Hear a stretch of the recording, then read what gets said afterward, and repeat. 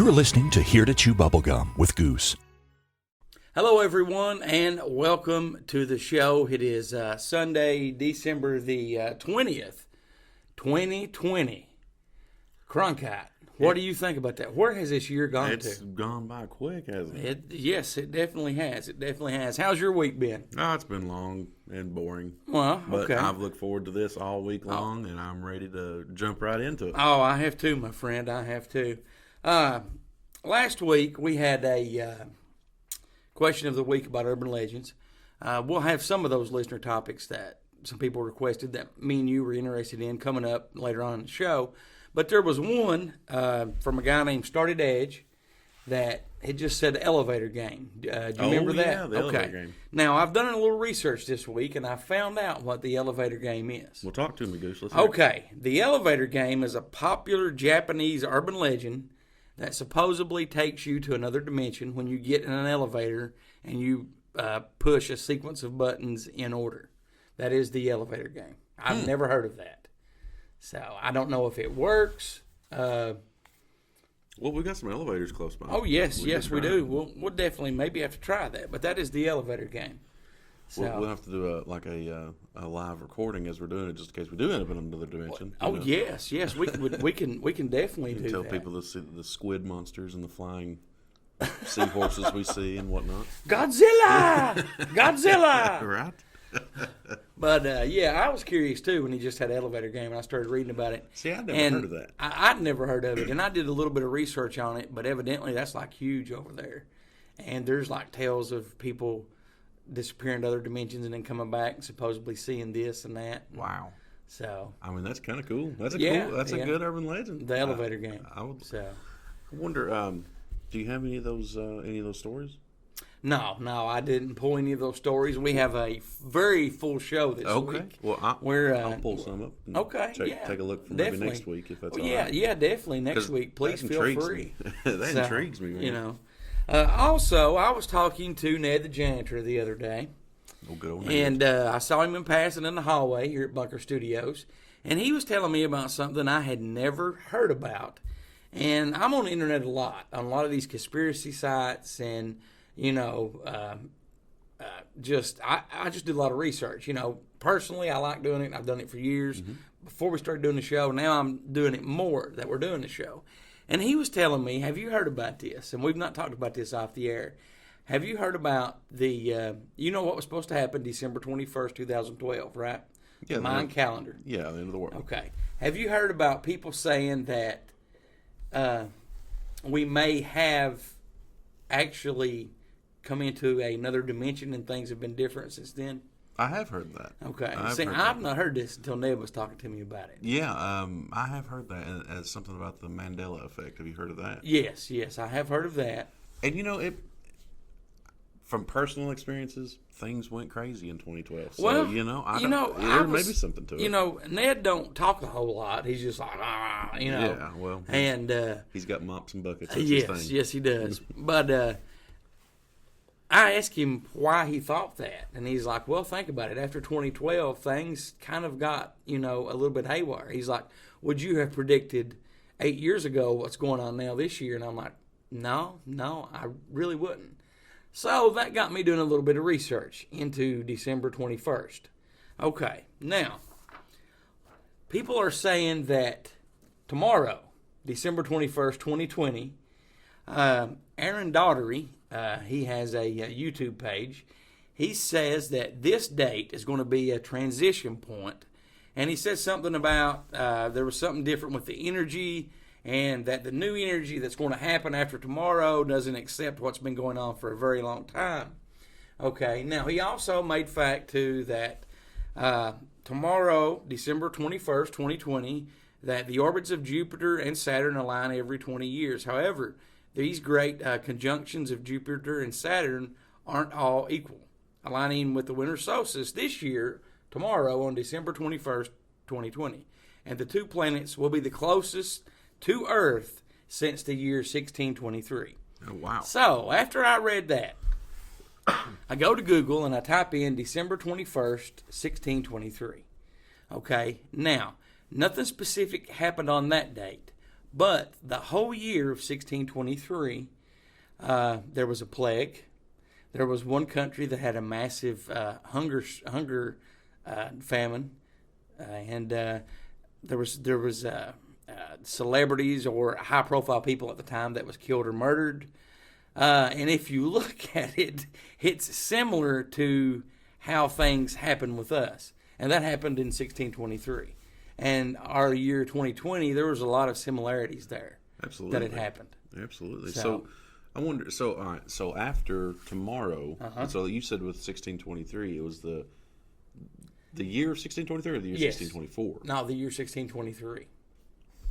Did everything go back to normal in 1624? I didn't look that far ahead. Oh. But well, we're still here. So well, yeah. You know, but basically, what I'm sorry, what Aaron was saying is that just the energy is going to be different, and so there is some crack. Well, I won't use that term crackpots. There are some people on the internet that claim tomorrow the world will be over. There's a minister, I can't think of his name, but he was saying that tomorrow, that the mines were off by 8 years, and tomorrow will be what was supposed to happen in 2012 because there was a mistake in their calendar or something. Not their calendar, but when we translated their calendar, we were off by 8 years. Well, they've said that several times before. Also, what was it? 2014. They were supposed to. The world was supposed to. But end. we didn't have the COVID-19 virus in 2014. That's true too. That's interesting. I don't know.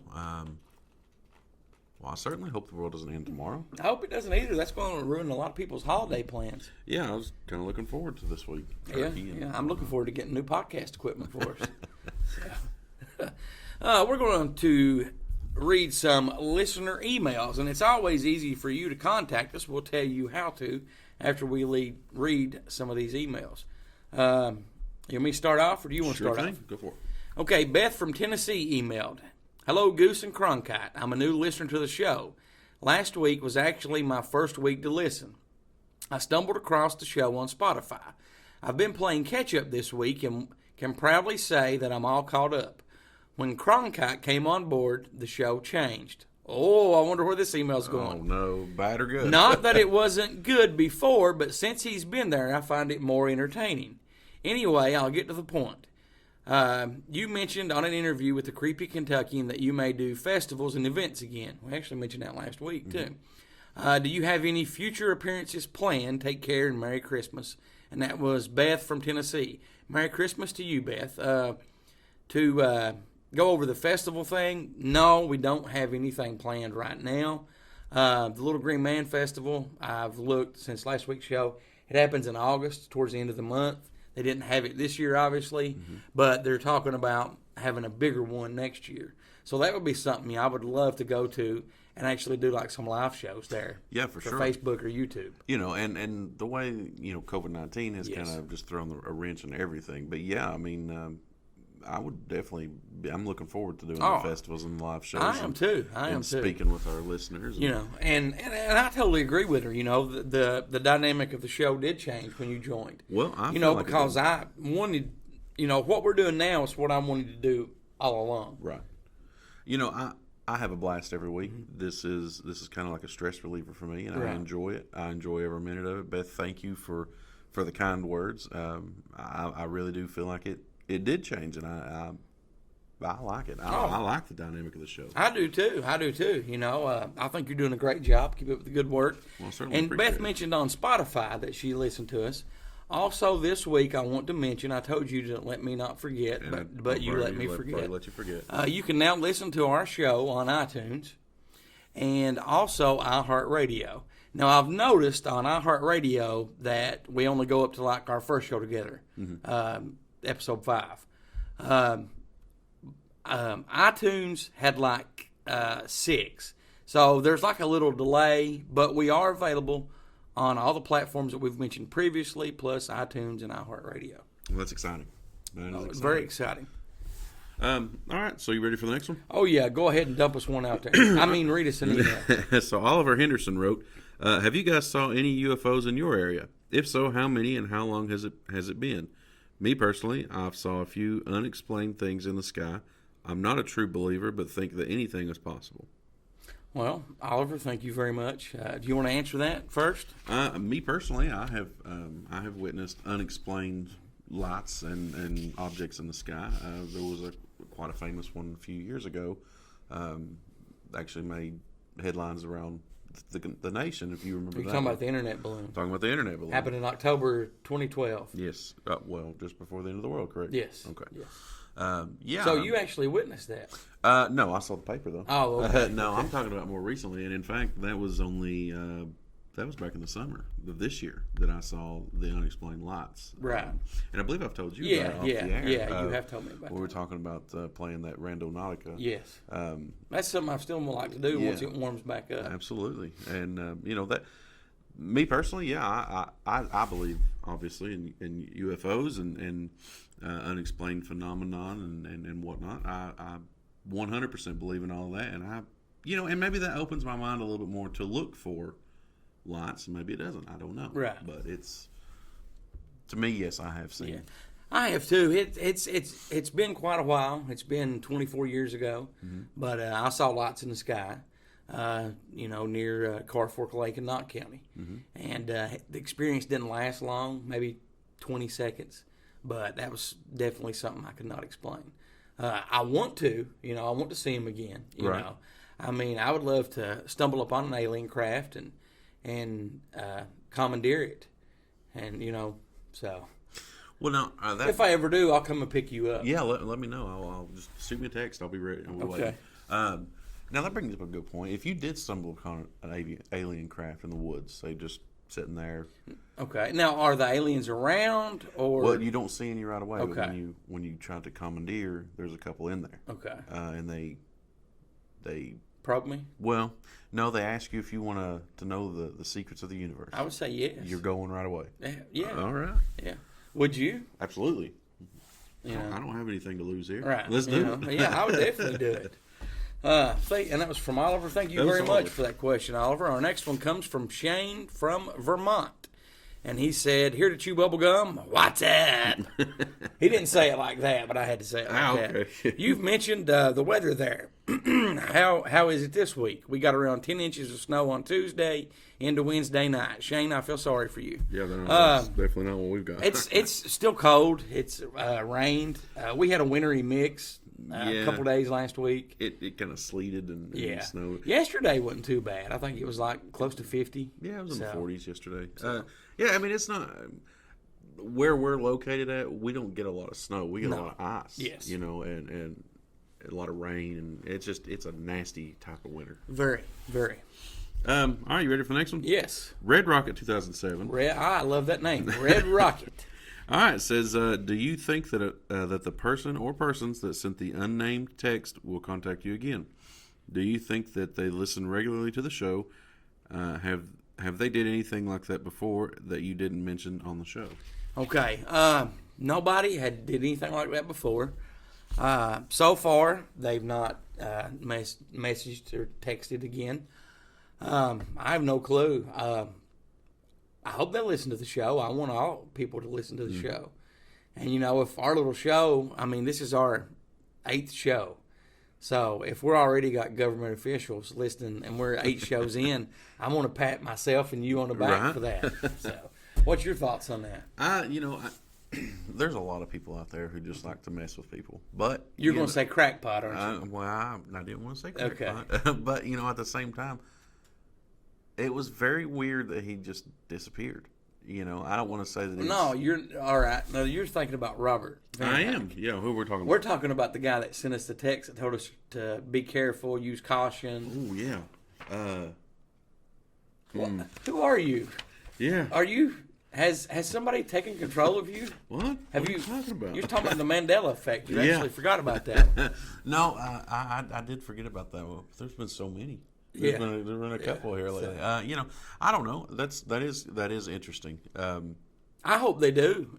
Text back and say more. Whoever sent that, please text back and tell us more. Yeah, let us know. Tell us about your experience, about why we should use caution, about what happened to you, Exactly. about how you came up across the show, about who has a better radio voice, myself or Cronkite. Well, we know for sure who that is. Oh yeah.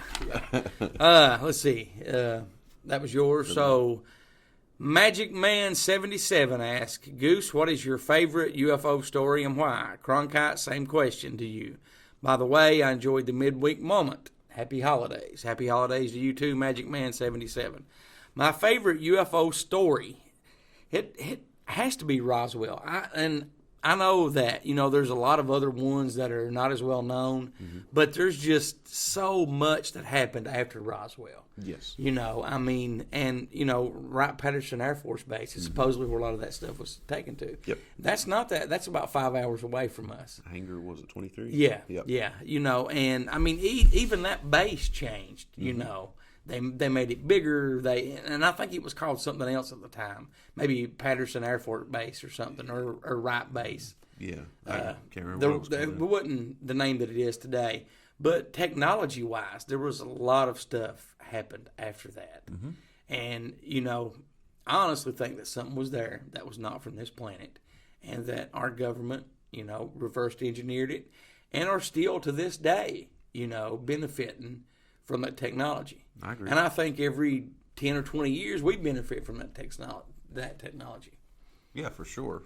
Yeah, the military or the government gets their, they work out the kinks, right, and then they figure out, how it works for them and how they can use it practically, and then someone somewhere down the line privatizes it. Right.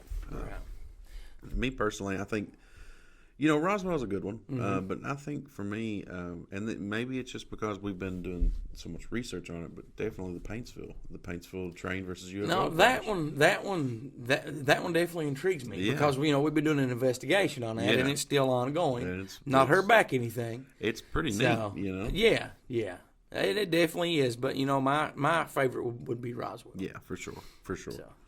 All right, you ready for the next one? Oh, yeah. All right, so David from Texas emailed, greetings from the state of Texas. Thank you for your kind words that you said about my state. A few months back, I was working near an old oil rig about 50 miles south of Austin. Now, is he Asian? What is he walking? What's that? You said he was walking. Is he Asian? Was he walking? No. Sorry. Working? I apologize. I was trying to read fast. I'm just giving you a hard time, brother. I'm giving you a hard time. A few months back, I was working near an old oil rig about 50 miles south of Austin. I took a break and looked up into the night sky. It was a very clear night, and you could see for miles and miles. I saw a bright light come out of the west. It moved across the desert, stopping about a half a mile from me. The light went out, and then after a few seconds, a bright light came on from the bottom of the craft, lighting up the desert below. It stayed there a few minutes, then went straight up in the air and out of sight within a few seconds. I just thought that I'd share my story with you on Here to Chew Bubblegum. David, thank you so much for the that's a fascinating story. That is fantastic.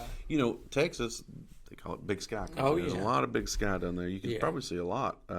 Very little light pollution out around these oil rigs and stuff like that. I'm sure. So, you can see for miles and miles. And then, Austin, I've been there. It's a very nice place. I have been in Dallas, drove through Dallas. We drove through Dallas to go to the Roswell, New Mexico. It's about a 6-hour drive. Beautiful, beautiful country. Absolutely. I love Texas. I do too. The people are great, and they're very food friendly. is always awesome. Yes, it is. Thank you very much, David, for that email. You can always contact us if you have any questions for us. It's easy to do. You can call, text, or leave a voicemail by calling 606-373-3396. Good job. Or you can email me, Goose, at heretochewbubblegum.com, or Cronkite at heretochewbubblegum.com. We're going to take a short break and come back and do Chapter 2 in our ongoing series, The Truth Is Out There. You're listening to Here to Chew Bubblegum, and we will be right back.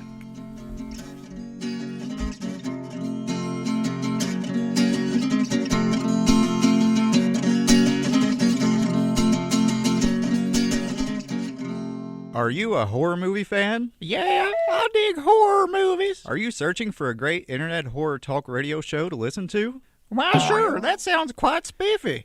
Then you need to tune into deadpit.com. It's the original horror talk radio show. Dead Pit is a show by the fans and for the fans. Uncensored and unbiased opinions are the goal of the show, giving fans honest reviews on new films and vintage classics of the horror genre. Make deadpit.com your #1 horror station destination. Do you have a Roku device? Do you want to escape the everyday? Then download the Edge TV. That is the Edge TV on your Roku device, spelled capital T, capital H, #3. Let James, Stacy, Greg, and the rest of the gang keep you entertained. The Edge TV, available now on Roku.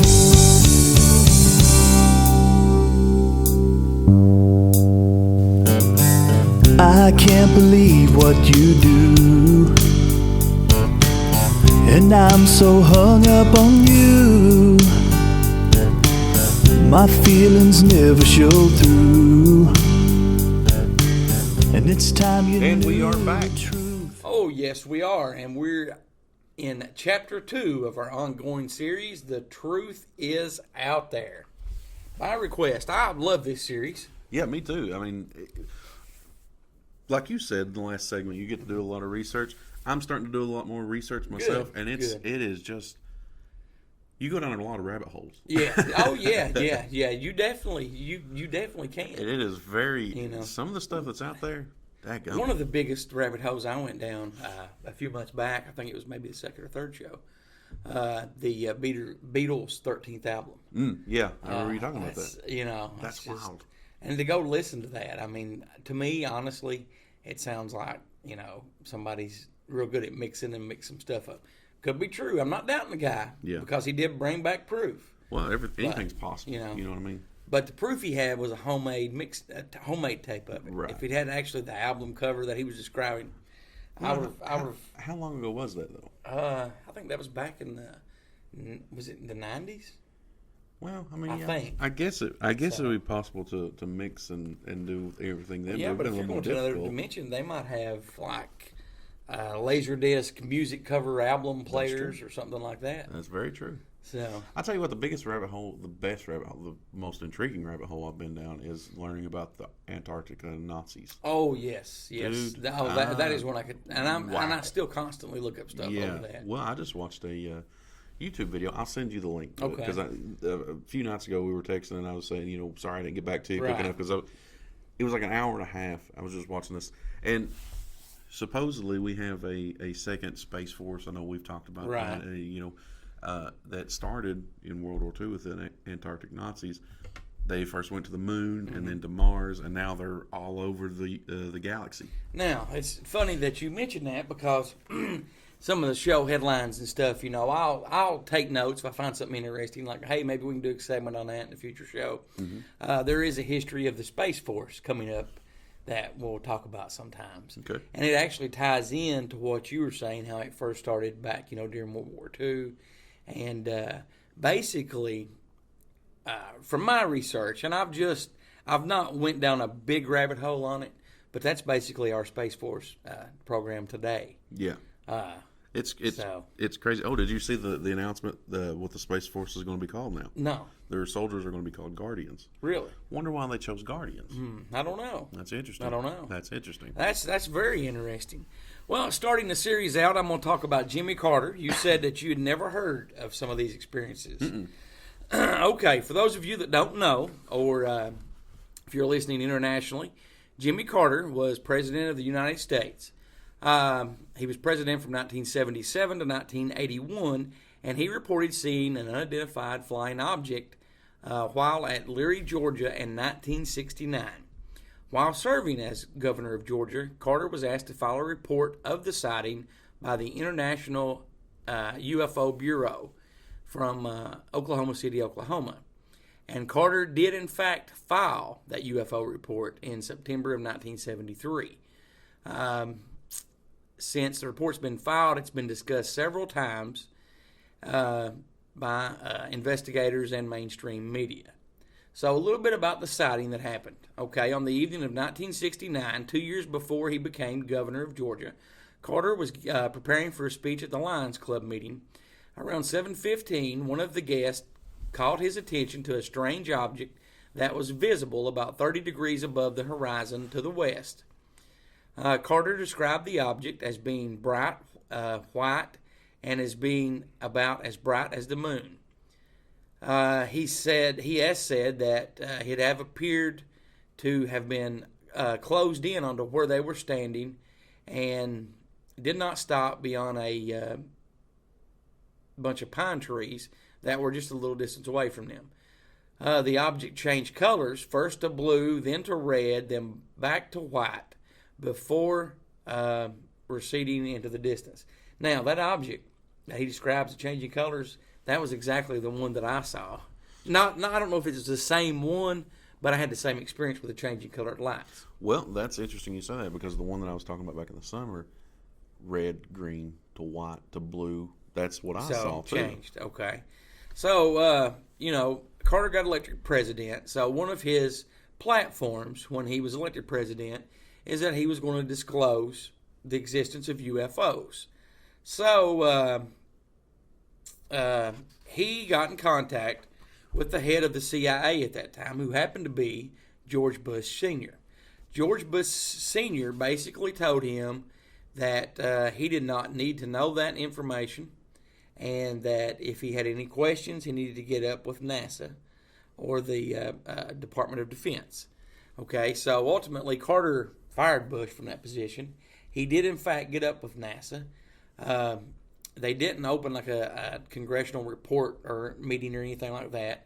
He did find out some information, which witnesses will tell you to this day that after they don't name the people that was in his office that told him about stuff, but he seemed very sad and depressed over the next few days. Now, let's see. Carter stated that, he cooled off disclosing, and he said that despite his earlier pledge, Carter distanced himself from disclosure, and he said that it was due to defense implications. As being behind his decisions, that if he told what he knowed, it would expose a threat to national security. Expose a threat to national security. Yes. So, what do you think about that? That's interesting. I don't. The threat to national security. That's what kind of throws me on that. Now, the CIA, that makes perfect sense. Right. Oh yeah, hey, you're a sitting president. You don't need to know. You're only going to be here for 8 years at the most. Right. Well, he was there for 4. Yeah. Well, I mean, it's that's still crazy that a sitting president isn't allowed to know. Right. You know what I mean? But if he was, it sounds like he was told something, and it would bring about risk to national security. That it's kind of worrisome a little bit, isn't it? Oh yeah, definitely.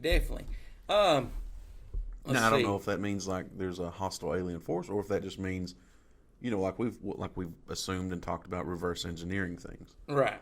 Well, in 1988, when Bush Sr. was running for president, he was asked by UFO researcher Charles Huffer during the presidential rally, will you tell the people the truth about UFOs? Bush replied, yes, if I can find it. If I can find what it is. We are really interested. When pushed further, Bush replied, I know a fair amount. Okay, Bush also supported space exploration and was once quoted in a speech saying, we will travel to neighboring stars, to new worlds, to discover the unknown. Now, Bush Sr. said that. Former President and Vice President of the United States, former CIA Director, and he was also in the Majestic 12. Later on, prior to, and I think this was a couple of years before Bush Sr.'s death, he actually told someone, when they asked him about aliens, that the public couldn't handle the truth. That's pretty uppity of him to think that we can't handle the truth. Well, yeah, but, I mean, think about him saying in the next few years we'll be visiting neighboring planets, stars, galaxies. This was a guy that was in the original Majestic 12, or the original, and I think he may have been the last member to actually pass away that was in it. And he did say, we would be traveling to different stars, universes. So, well, if we're not already. that, and I would say that we probably are. No, that was in 1988. Okay, Yes. he said that. Now, if you think back 3 years prior to that, he was vice president under Ronald Reagan. And I know we've mentioned this a couple of weeks, maybe 3 weeks ago on the show. You know, Ronald Reagan wrote in his diary, you know, that our space, we had a ship that could hold 300 people. 300 people, yeah. So, you know, and Reagan was obsessed with UFOs. Bush was his vice president. I'm sure by the time Reagan went out of office, he knew everything that Bush knew. Sure. You know, probably had a few drunken nights. You Possibly, know, parties. I mean, like, hey, Bush, tell me some stuff. Yeah, you know. I mean, that's, definitely. You know, I mean, we think about it like you and I talk off the air. Yes, I mean, it goes to some weird places sometimes. Yeah, yeah, it does. That's just because you lead us down those rabbit holes. Listen, man, I mean, it is interesting. I try to keep it professional. So. That's why you are the ringleader of this circus here, sir. I don't know about that, but you're going to talk about Dr. Stephen Greer. Yes. So, do you know anything about Dr. Stephen Greer? Yes. I know that he's been on the Art Bell show in the past. I was always fascinated by his interviews. I know a couple of weeks ago that Demi Lovato was with him when she claimed that she saw the UFOs and had her life-changing experience. Sure. What else can you tell me about? Well, he was also friends with the Clintons. He was friends with the Clintons. And he's still alive. Yeah, he's still alive. And the Obamas and everything. So so we'll talk about, you know, kind of his early life and things like that. Greer was born in Charlotte, North Carolina in 1955. He claims to have seen an unidentified flying object at close range when he was about 8 years old. That inspired his interest in ufology. Greer was trained as a transcendental meditation teacher and served as director of meditation organization. He received a BS degree in biology from Appalachian State University in 1982 and an MD degree at the James H. Quillen College of Medicine of East Tennessee State University in 1987. So he is a well-educated man. He's a doctor. Right. So Greer founded the Center for the Study of Extraterrestrial Intelligence, SETI, in 1990 to create a diplomatic and research-based initiative to contact extraterrestrial civilizations. Now, notice how it says diplomatic. So, Greer is already saying they're here. Right. We just need to pretty much open a dialogue. Right. The official statements regarding its intentions also included a new category of extraterrestrial encounters, namely CE-5 or close encounters of the fifth kind. This was defined by Greer as human-initiated contact and or communication with extraterrestrial life. Since its inception, the organization has spent anywhere between $3.5 million and $5 million to achieve its goals. The organization claims to have over 3,000 confirmed reports of UFO sightings by pilots and over 4,000 proofs of what they describe as landing traces. In '93, he founded the Disclosure Project. Now, this is where. Now, last night I tried to get on their website, disclosureproject.org. It has since been taken down. Really? Yes. So I don't know. I think I was on that a few months ago. Yeah. So I was too, and it was up and running then. But last night it was gone. So. In '93, he founded the Disclosure Project, a research project whose goal was to disclose the public the government's alleged knowledge of UFOs and extraterrestrial intelligence, and advanced energy and propulsion systems. The Disclosure Project was founded in an effort to grant amnesty to government whistleblowers willing to violate their security oaths by sharing insider knowledge about UFOs. Greer says he gave a briefing to CIA Director James Woolsey at a dinner party, although Woolsey has stated that he listened politely. In '94, Greer appeared on Larry King's TV special, The UFO Cover-Up. In '95, Greer worked as a physician in the Department of Emergency Medicine at Caldwell Memorial Hospital, where he was a chairman. In '97, Greer, along with several members of CSETI, including Apollo astronaut Edgar Mitchell, made a presentation at a background briefing for members of Congress. And in '98, Greer gave up his career as an emergency room physician in favor of the Disclosure Project. So you're talking about a man who gave up his entire career of medicine, of I think he said was a meditation teacher. Yeah. to pursue this. So he full well believes He's very, to very, his core. very passionate about it. Absolutely. In May of 2001, Greer held a press conference at the National Press Club in Washington, D.C. that featured 20 retired Air Force Federal Aviation Administration and intelligence officers. Now, have you ever heard of Unacknowledged? Yes, I have. So it's the documentary on Netflix. Yes. So Greer authored Unacknowledged, an expose of the world's greatest secret in 2017. Now, that's the book. Okay. The book is also the public subject of the 2017 documentary film titled Unacknowledged, directed by Michael Mazzola. Now, I have a kind of a synopsis of Unacknowledged if you're interested in that. Yes, please. So, Unacknowledged focuses on the historic files of the Disclosure Project and how UFO secrecy has been ruthlessly enforced and why. The best evidence for extraterrestrial contact dating back decades is presented with a direct top-secret witness testimony, documents, and UFO footage, 80% of which has never been revealed anywhere else. The behind-the-scenes research and high-level meetings convened by Dr. Stephen Greer will expose the degree of illegal, covert operations at the core of UFO secrecy, from briefings with the CIA director, top Pentagon generals and admirals, to the briefing of President Obama. So now, I know we talked about, I kind of got that mixed up. I thought it was Clinton's, but it was Obama. Yeah. Okay. Well, that explains why he's still alive, then. Right. Because he's not friends with the Clintons. Yeah, exactly. And it was via senior advisor John Podesta, chairman of the Hillary Clinton campaign. That's where they got the Clintons then. Right. We take the viewer behind the veil of secrecy and into the corridors of real power where the UFO secrets reside. The viewer will learn that a silent coup d'etat has occurred dating back to the 1950s, and that Congress, the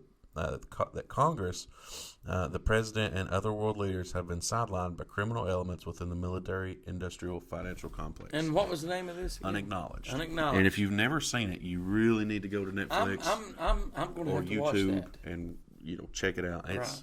It's a fascinating documentary. Now this is a new one I didn't know about. Sirius.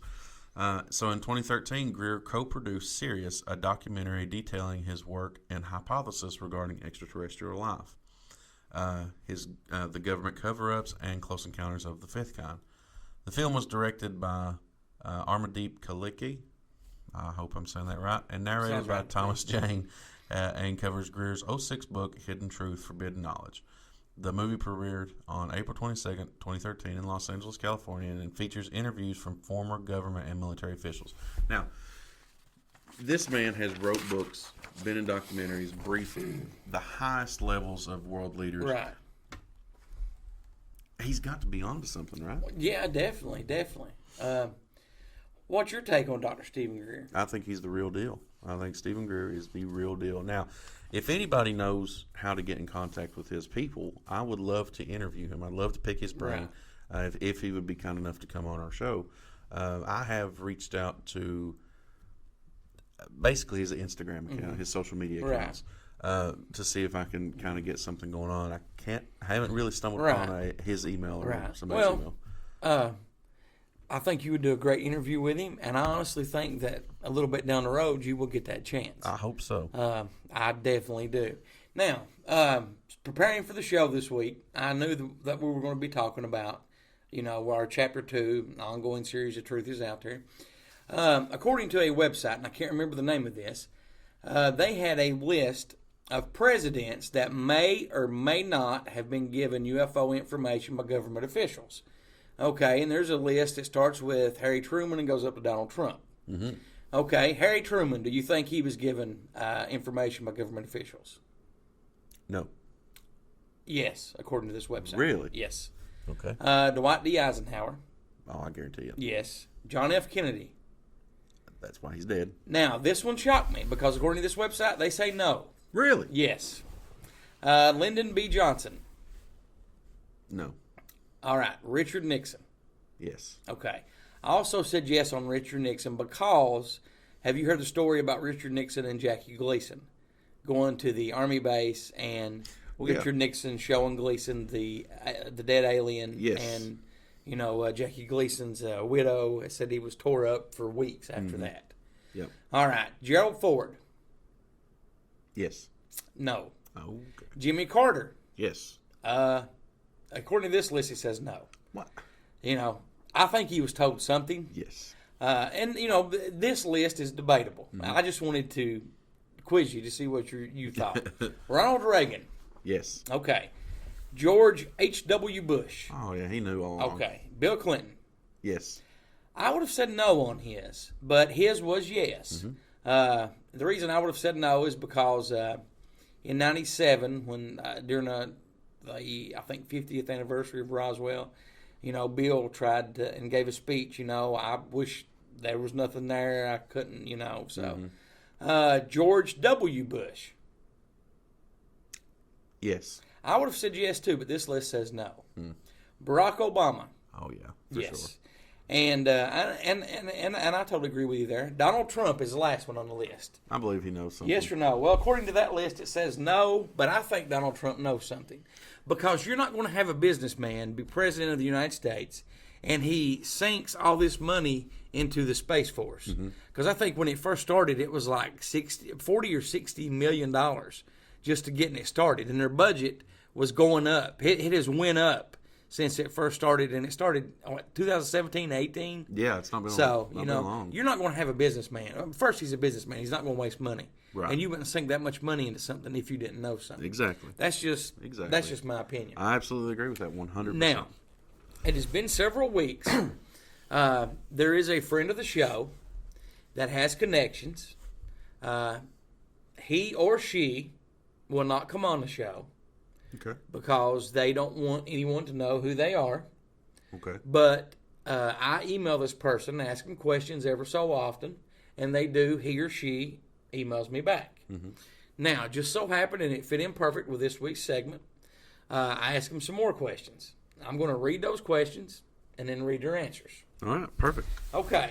Or let's see. Let's have you read the questions, and I'll read the answers. Do you want me to pretend like I'm you? Yes, please, go ahead. Hi, I'm Goose, and I got some questions.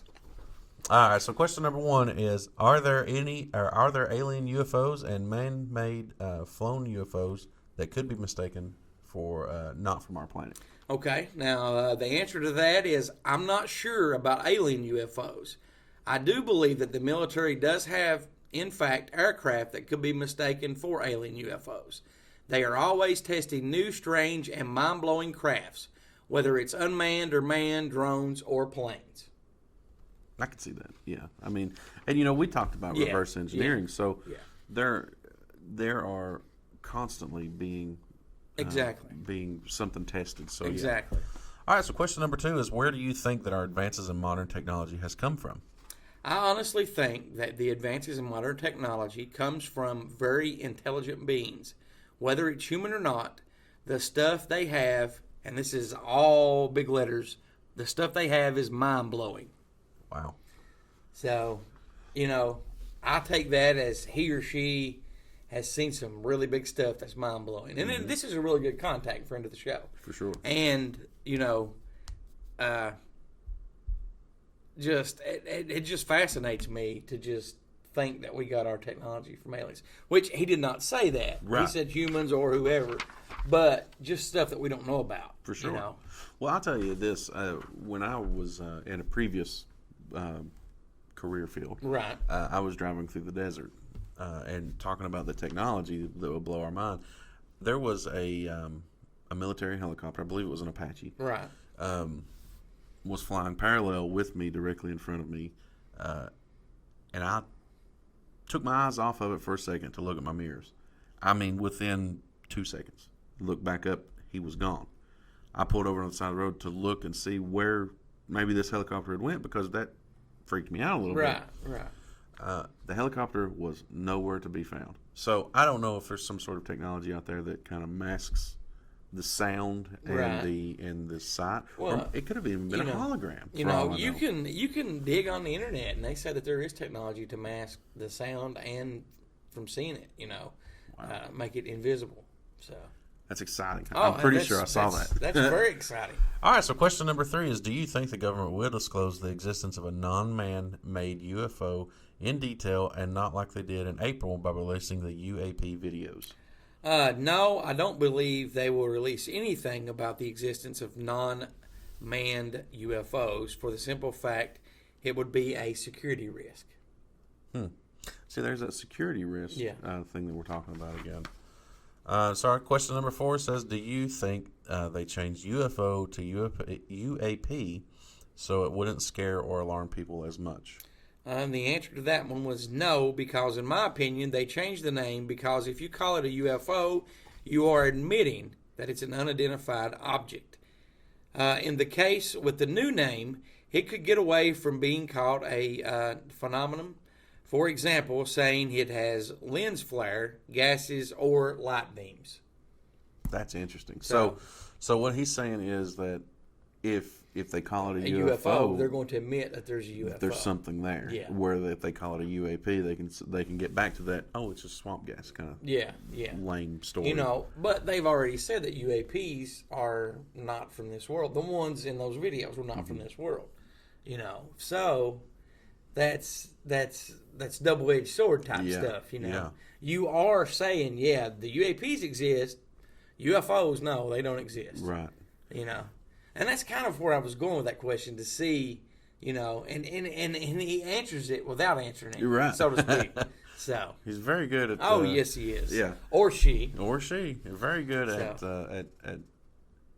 such a government employee. You know? All right. So number 5 is explain the world in the next 5 years. Do you think we'll know about UFOs? Any advances in modern medicine or technology that you could see in the next 5 years? In the next 5 years, we will see an incredible release of technology. I don't think the government will ever admit alien beings unless something crazy happens or is leaked.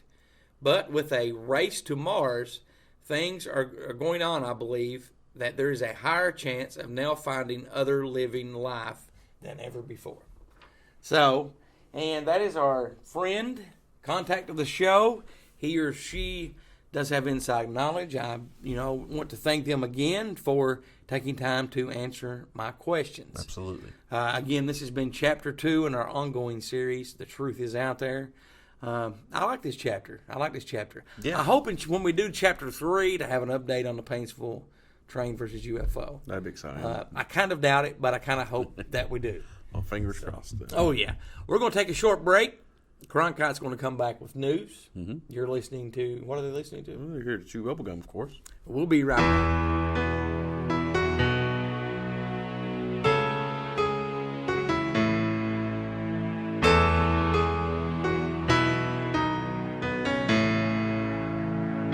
I turned away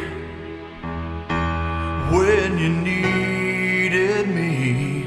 I thought the fire would burn forever, you see. I made mistakes, but you've always pulled me through. You stood by me, that's why I'm standing by you.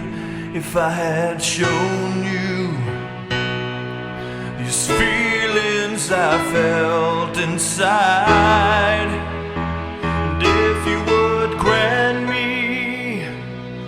just one more wish before you go, I'd only want you to love me. I only wish you to love me, only forever.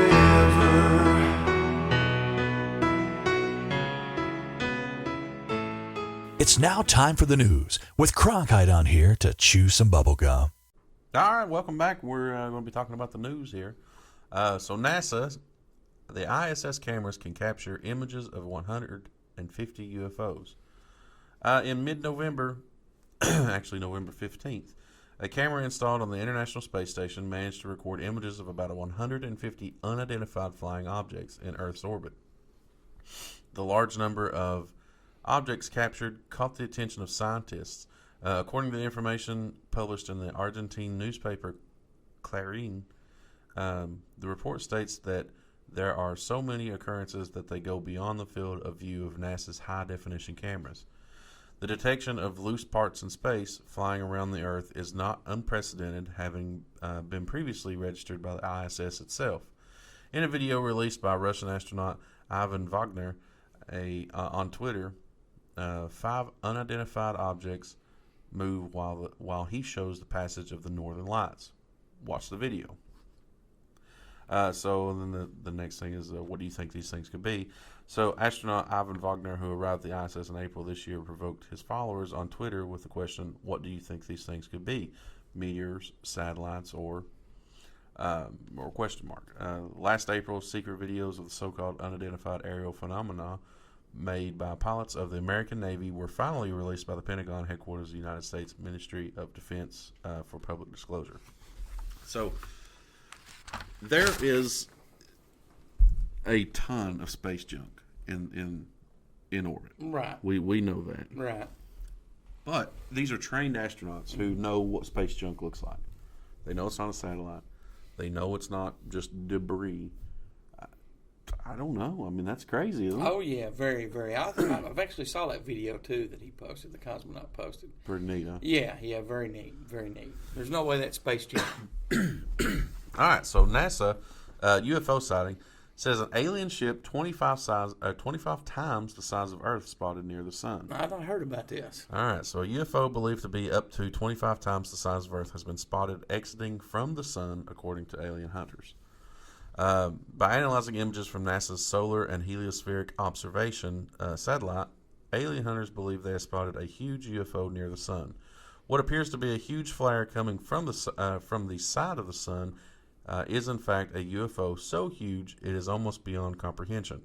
According to prominent alien hunter Scott C. Waring, the supposed UFO is at least 25 times the size of Earth. Earth's radius is 6,371 kilometers, or about 3,958 miles, making the UFO more than 159,275 kilometers, or 98,968 miles long. That's can't even think. Yeah. It don't even register how big it is. No, it doesn't. Me either. Mr. Waring also believes that UFO came from the sun's core, where it is feeding off of our host star's immense energy. The UFO enthusiast said on his blog ET Database, "I caught a giant black orb exiting our sun on the Soho images today. The images are actually from June 27th, but are still seen as current for some unknown reason. The black sphere is over 25 times the size of Earth, and it sits here for a few hours before it shoots away. This is certainly one of the biggest spheres seen near our sun in a while. Now, it's certainly possible that this is the sun mantle material that is being pushed out, but if so, it should be glowing and still burning to some degree, but it's not. So there is a big chance that his black sphere is actually an alien ship or alien space station that was occupying a hollow space within our sun and then was seen exiting. I call it hollow sun theory, and it also answers a lot of our burning questions of why UFOs are seen around our sun and leaving our sun so often. Scientists who scientists who have worked for NASA in the past have much simpler explanation for all of the bizarre UFO sightings reported. According to UFO NASA engineer James Oberg, most UFO sightings are nothing more than space dandruff floating in front of cameras. Space dandruff. Yeah, it's an interesting way to look at it. Yeah. These specks of dandruff can be anything from bits of chipped paint drifting aimlessly in zero gravity, flakes of ice, or spacecraft insulation that has broken off. So what he's saying is, you're seeing something in front of the camera. It's not. It looks bigger because. Right. But I don't know if I buy that. That just seems like a pretty. It's swamp gas. Yeah. Kind of, Yeah. Sure it is. Sure it is.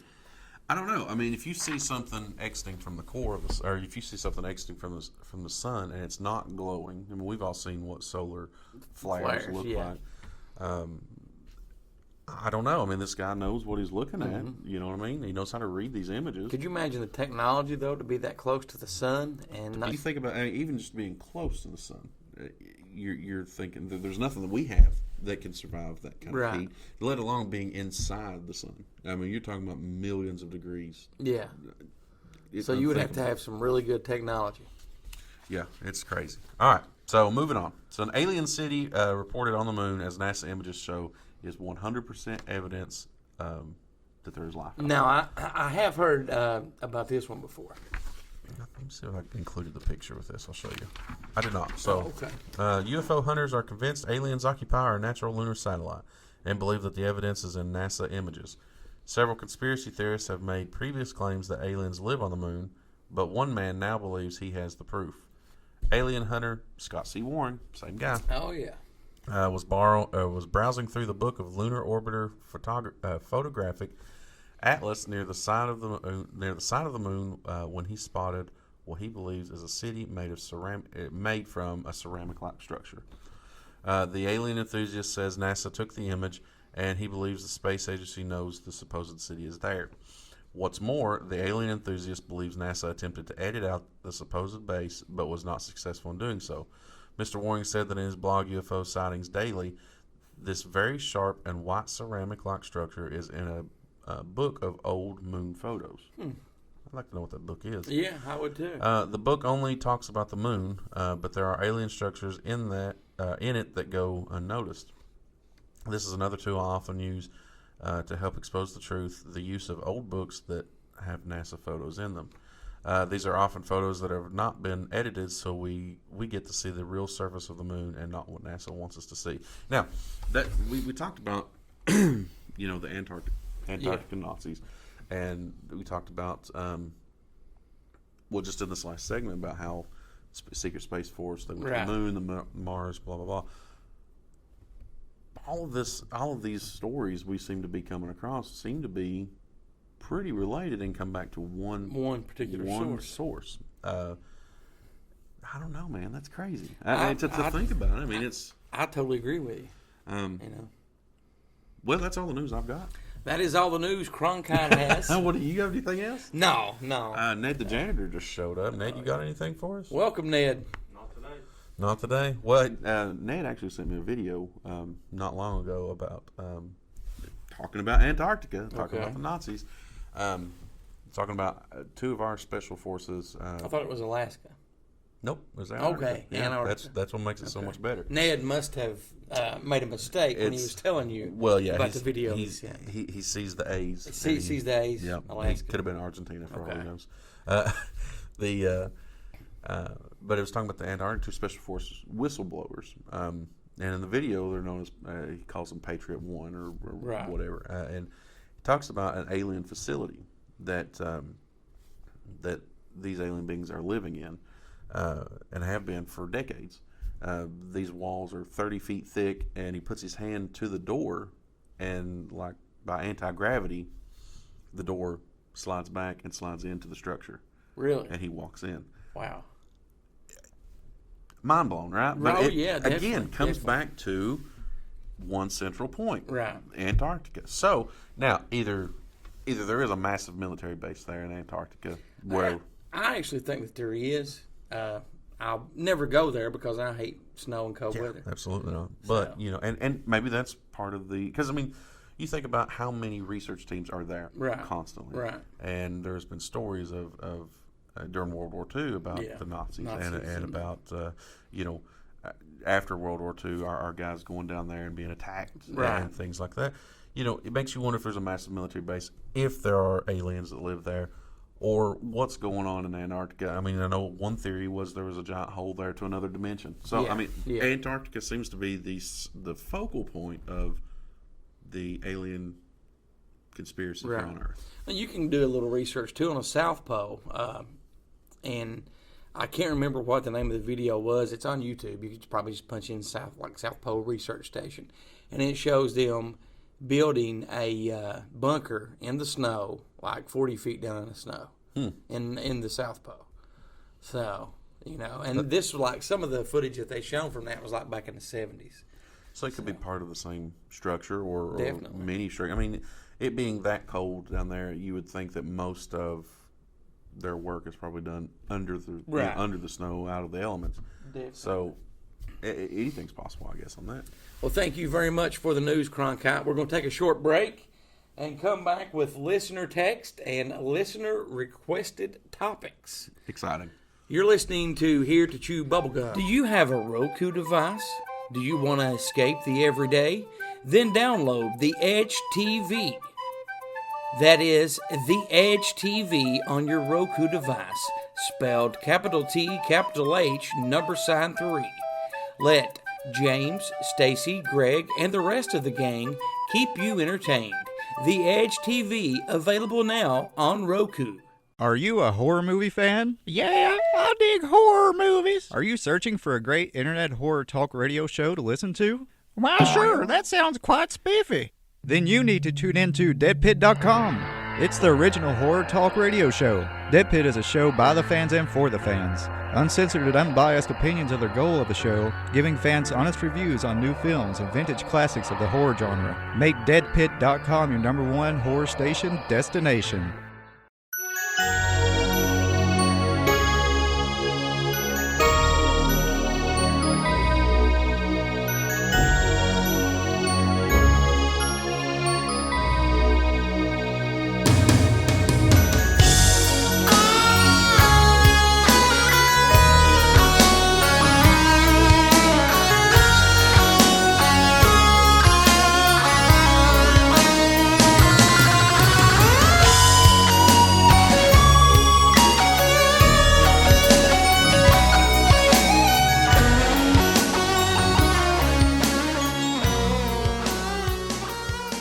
You're listening to Here To Chew Bubblegum.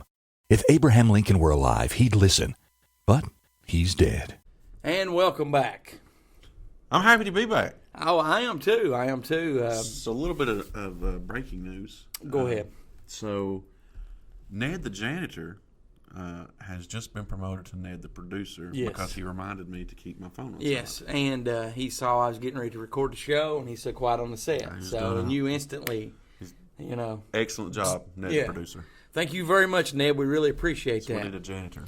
Oh, yes. Well, so we have an opening for a janitor. Yep. Do you know anybody? No, not right off. Okay. I'll have to think of somebody.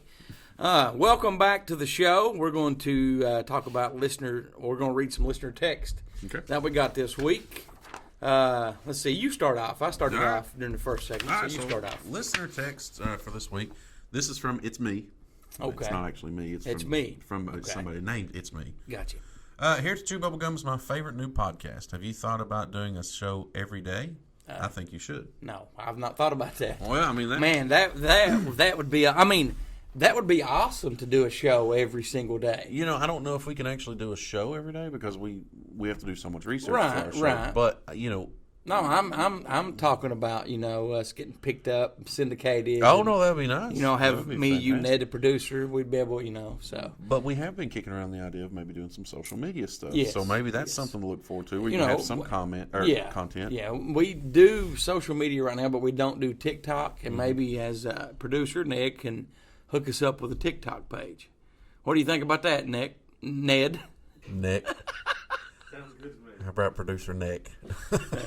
That's about as good as I called you Concrete last week. Concrete Nick. There we go. Yeah. But it would be cool to do a show every day. I mean, the show that we do every week now, I probably, with research and actually recording and editing the show, I'm probably like 20 hours in. Right. Honestly. To answer It's Me's question, I'd be down for a show every day. Yeah, I would be down for it. It just, maybe later on down the road, that's something we can visit. Oh, definitely. We'll definitely check that out. The next text is from Poison Apple. Goose, I have a question for you. Luke Fugit was the first guest that was on your show. Do you stay in contact with him? Will he be on the show again? And can you give us an update on the time travel project that you talked to him about? I do stay in contact with Luke. Luke is a friend of mine. He will be on the show again. I'm not sure if he made any progress on the time travel project. The last time that I talked to him, he was talking about how to access other dimensions. That's interesting. So, I don't. He didn't go into a lot of detail. It was just a quick text about, hey, do you think it's possible to go to another dimension? And I answered yes. Well, you haven't heard from him in a while, so no, is he in another dimension? No, he's not in another dimension right now. Well, that man has a brain on him, doesn't he? Oh, yes, he does. And, by me knowing Luke all these years, when he asked you that question, that means he already has a plan on how to do it, or maybe has done it. Wow. So. Well, Luke, we need to talk to you. Oh, definitely. We'll definitely have Luke back on. All right, so Jimmy Two-Tone says, if you could have a Christmas wish come true, what would it be? Merry Christmas and Happy New Year. Merry Christmas, Jimmy Two-Tone. Yeah, Merry Christmas. If I could have a Christmas wish come true, You want to answer that first, or you want me to? No, I have no idea what to say. So you're just going to copy what I say? Absolutely. There I'm going to spin my concrete twist on it. I wish the coronavirus was gone and things was back to normal. Yes, I like that idea. Yeah. Copycat. No, I mean, I'm not going to say, something like that. But yeah, of course, I would love it if stuff would go back to normal. And maybe, well, if you're not going to say something like that, then you're not answering the question. What are you afraid of, sir? Answer the question. I'm afraid people are listening. I don't want to. No. Come on here. We have to be honest with our listeners. To be honest with you, yes, you hit the nail on the head. I hope coronavirus goes away, and I hope we go back to normal. But if I had a Christmas wish, I wish it would snow a foot for Christmas. Oh my gosh! What the hell is wrong with you? Now listen, if it's going to be cold, I want something to look at. No. You can always get on the internet and find pictures of snow. Benjamin, hi Goose and Cronkite. I live close to the area that you live in. I Googled the city that moved mountains in one of your voiceover promos. It says that you record in a secret location, and Goose, you've said Bunker Studios. When I watched the YouTube video, it really does look like a bunker. Are you and Cronkite really in a bunker? Also, do you have any updates on what channel you'll be on local radio?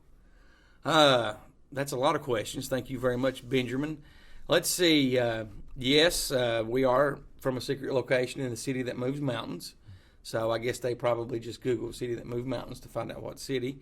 Yes, we are in an actual bunker. We can't tell you where it's at. It's secret. That's exactly right.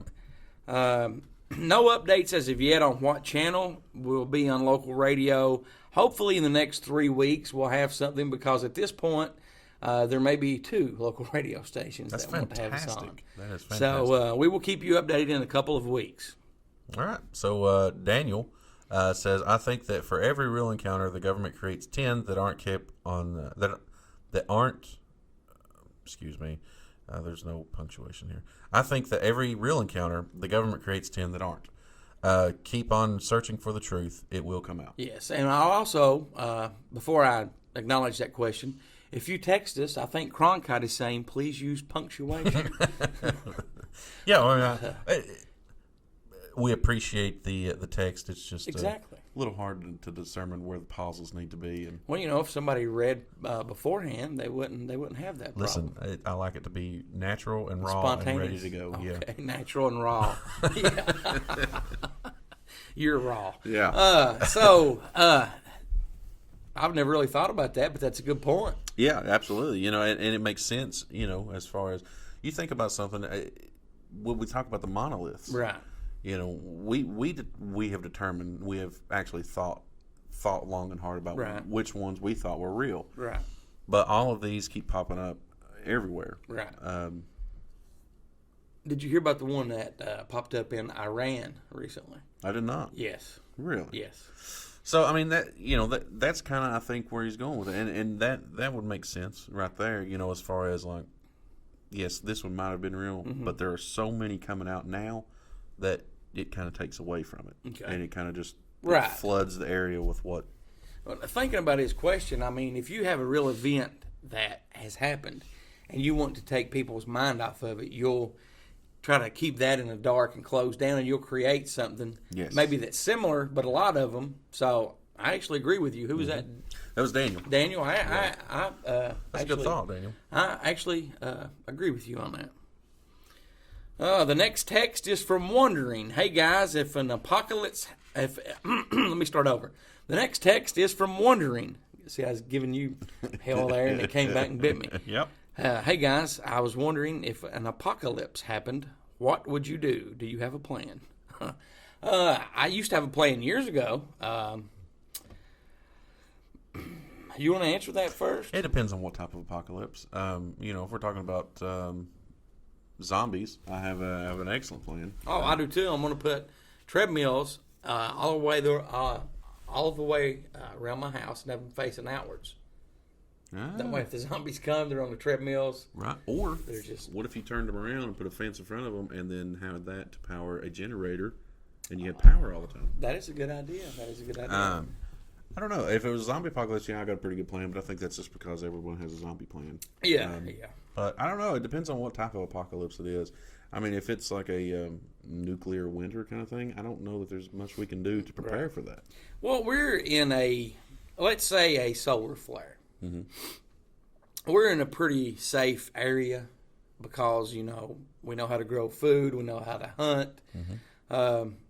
You've got people right now that don't like outsiders in our area. Right. So, if a lot of people, if a solar flare happened and people from the city tried to come to this area, I could see a lot of people that live in our area not letting people in. Right. So, and in that case, we're in a pretty safe area. Yeah, you bring up a good point. We take it for granted, but we've grown up right. Being surrounded by, the elements. Right. We know how to grow our own food. We know how to hunt. We know how to make fish, make clean water. We know how to do all of this stuff that someone from the city might not know how right. to. So I guess we take it for granted. But again, it just depends on what kind of apocalypse. Maybe if Wondering wants to write us back and give us a more specific. What would be the most fun apocalypse you could imagine? The most fun? I know that's a weird question, isn't it? Because they shouldn't be fun. No, not at all. So that's the reason you're giving me that look like I've got lobsters crawling out of my ears, right? I think a solar flare. When you would be the most fun. Technology's gone. I think a zombie apocalypse would be the most fun. Well, yeah, but then Ned agrees with me on that, don't you, Ned? One day you're going to run out of bullets, and then what? All right. Okay. All right. So now we've come. No. Okay. All right. I won't spend a lot of time on this, but let's say a zombie, and I can't even believe we're having this conversation, but let's say a zombie apocalypse did happen. Okay. In our area, okay, if you lived, let's say, 2, maybe 3 years in the apocalypse, and this is just me thinking about this, okay? All right. There'll be a lot of dead zombies, Sure. All right. If you can stay safe somewhere and hold up for 18 to 24 months, I think that eventually the zombies would just be gone because they would die out, That's true. Your new people that gets bit would be the longest ones. Mm-hmm. But, you take a place in the wintertime that's really cold, you're not going to have a lot of zombies because they're not going to be able to move that good. Right. In the cold and, So you're thinking you're thinking about logically instead of something like, the AMC show where it's been going on for 15 years. Yeah, I'm not thinking about that. I'm just thinking that, everything has a circle. Mm-hmm. And if you have a zombie apocalypse over enough time, the zombies would die out, and you could start new. That's a good way to think about it. Yeah, I don't know. Yeah, okay. I want to change my answer. That'd be more fun. No, you can't change. No takesies backsies. All right, Mead1994 says, Happy Holidays. Happy Holidays, Mead1994. I enjoy the show and look forward to more in the next year. I wish you success and happiness. Well, thank you very much. Thank you very much, Mead1994. And wish you all the happiness and success next year. This next one comes from last name Zito. Zitto. How do you come up with show ideas? Are they planned in advance? How about show guest? Do you have a producer that books guests? Well, Ned, looks like you're going to start producing. Yep, we're going to start you booking guests. And not the janitor sales guys, all right? We don't need no more mops and buckets and things. Show ideas. We come up with show ideas. Just myself and Cronkite talk during the week, and we know what we're going to do. We knew last week when we take the midweek moment that we were going to do the second chapter and the Truth Is Out There series. And then we come up with a listener segment. So yeah, there is pre-planning involved.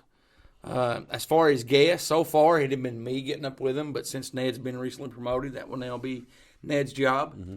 Ned, I would like to interview Jessica Simpson. Please get on that. Mm-hmm. Or Britney Spears. Let's go with Britney Spears first. What about Jessica White? Sure. Whoa. Or even Jessica Rabbit. So. See what I can do. Yeah. All right, so Shane writes, I agree with Cronkite that more UFO sightings occur in the winter. Oh, my God. Shane, what's wrong with you? Shane knows what he's talking about. Don't you put him down. I can see why you would say summer, Goose, but I disagree. It surprises me in today's time where everyone packs a cell with a camera that we don't have more solid proof. I agree. Yes, very true. Cronkite, I disagree with you about the 80-some-year-old man. I think Goose is right. He'd have proof. Also, last week when Goose, I know who it wasn't because the old man couldn't use a cell phone. I laughed so hard that I cried. Keep up the great job. Love the show. I guess he's talking about the Israeli doctor. Yeah. Okay. For sure. Yeah. Thank you, Shane, for that. Thank you very much for that. Merry Christmas. Happy holidays. Absolutely. Even though you agreed with Cronkite, I don't necessarily think that's... He redeemed himself. The next sentence, he agreed with you. Yeah. He threw me under the bus. Yeah, he did. But you still think the Israeli guy's true, huh? I do. What do you think about his comment with, in today's day and time, people should have more? And I totally agree with that. But you have to look, too. We are getting more and more proof. Well, yeah, we are getting more and more proof. But think about it. You have Facebook. Mm-hmm. You talk about something today. Tomorrow you have ads for it. Yeah. So, I mean, to say that there isn't, apps or programs out there that seek out certain information and destroy it on the internet or over the airwaves or whatever, I don't want to sound, like a conspiracy theorist or paranoid. You or sound whatever. Paranoid. I don't want to sound paranoid, Okay. but I You don't sound paranoid. but I do believe that if there were certain proofs that didn't want to be out there, then I believe they could handle those before they got to the mainstream. But with that being said, I think what we've talked about several times on the show is they are warming us up. So I think that that it's going to happen sooner than later. Okay, we're moving right along to listener requested topics. Now, how we got to this segment, listeners actually emailed. I actually have some, or one from last week that emailed, or maybe two. Yeah, two from last week that emailed just suggesting stories that we look into. If you want us to look into a story, all you got to do is email us, correct, Cronkite? Absolutely. Give us those email addresses. They can email you at goose@heretochewbubblegum.com or myself, Cronkite, Cronkite, at heretochewbubblegum as well. Or you can always call, text, or leave a voicemail by calling 606-373-3396. That's 606-373-3396. The first one that I want to talk about comes from Elmer Fudd 44. And last week he mentioned the Maine Hermit. Have you heard about the Maine Hermit? Maine Hermit. Okay, Christopher Thomas Knight was born December 7th, 1965. He is also known as the North Pond Hermit. He is a former recluse and burglar who lived without human contact for 27 years between 1986 and 2013 in the North Pond area of Maine's Belgrade Lakes. During his seclusion, Knight lived within a mile of summer cabins in a crude camp that he built in a well-drained woodland obscured within a cluster of boulders. Having entered the woods with almost no possessions, Knight set up camp composed entirely of stolen items from nearby cabins and camps. He survived by committing approximately 1,000 burglaries against houses in the area at a rate of approximately 40 per year. He done this because he was able to survive during the harsh winters of Maine. Apart from the fear and notoriety many of his burglaries created in the local area, Knight's unusual life also attracted widespread international media requests upon his capture.